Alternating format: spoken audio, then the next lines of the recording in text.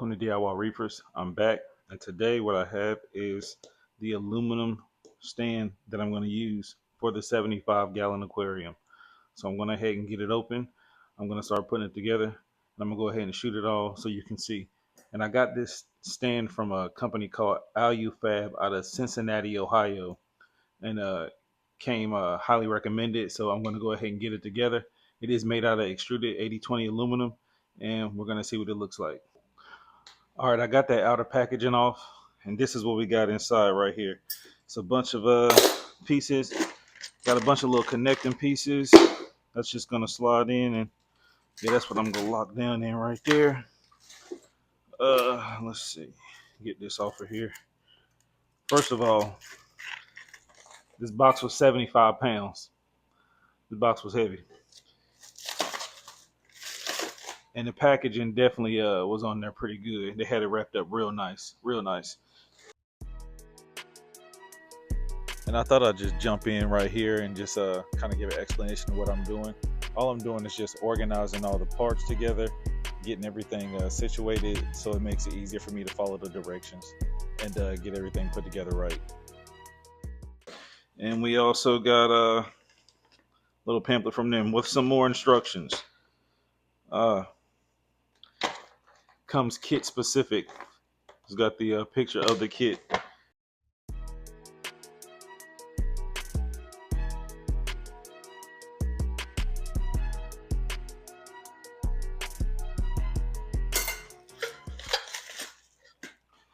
And the reason why I decided to go with this T-slotted aluminum over building another wooden stand, for obvious reasons. The look, the durability, and I don't get any of this salt crap on here that looks all ugly. It's much easier to clean also. And then the flexibility of it to add different attachments to it if I need to.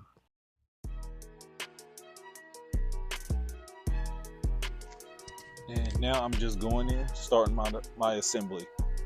Actually, when I opened up the instructions, it actually had a QR code that you could scan for more detailed instructions. So I used a combination of 3 prints that I got from them that had different types of instructions. One was like a picture, a detailed picture. One actually had the verbiage of what to do, and the other was kind of just like another diagram, but just showing a different angle. And so that's what I pretty much used to get the assembly done. And I'm just going through it right now. It was a little hard to get used to the fixtures that go inside and lock in place, but they're really easy to figure out which way they go because there's an extended tab next to the circle, and it kind of just snaps into place.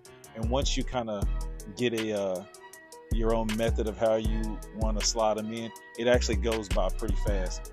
So I start to snug everything up and get the top portion completed.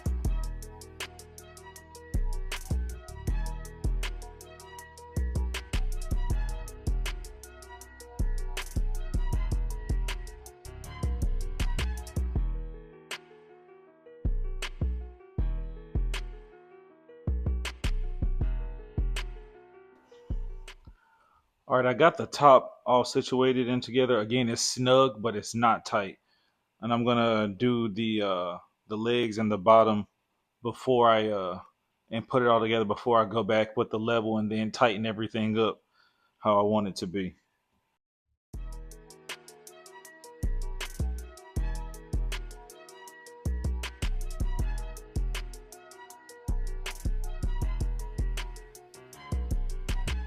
When I was actually getting the leg situated, it was much easier to assemble the entire stand upside down.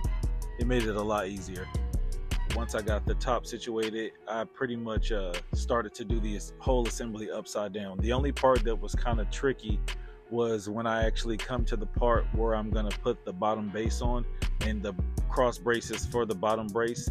The diagrams are kind of iffy on which direction the hole should actually go, but it does give you a suggestion to have them facing in a certain direction. So I actually did that, and it made it much easier to access the nuts when I had to tighten them in. But this was really simple. I mean, if you can put together anything basic and follow basic instructions, it's pretty simple to do this. And I decided to actually buy the kit instead of buying all of the pieces of aluminum. It would have been much cheaper that way, but then I would have had to drill and tap the holes. I would have had to cut the pieces of aluminum. It just would have been a whole lot more work. And so it would have been cheaper, but I saved myself a lot of time by just ordering a kit and getting them to do all the cuts and everything, and then I'm just gonna assemble without having to source the hardware and all that other kind of stuff. So I really got it done fast once I got going, and it was pretty simple. It also was surprisingly easy to level. I thought that I would have to make a lot more adjustments, but it turns out that me loosely putting it together and then kind of letting it settle once I flipped it over, it leveled itself out. And so I was able to just go in and tighten everything up.